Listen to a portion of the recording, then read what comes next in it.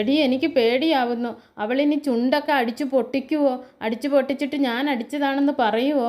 ഞാൻ അവളെ അടിച്ചിട്ടൊന്നും ഇല്ലടി, അവൾ കള്ളിയാ. അവളുടെ കരച്ചിൽ കണ്ടില്ലേ? അവൾ കള്ളക്കരച്ചിൽ കരയുന്ന കണ്ടില്ലേ? ഇതിൽ കുറേ പേര് വീഴുവടി ഈ കരച്ചിൽ കണ്ടിട്ട്.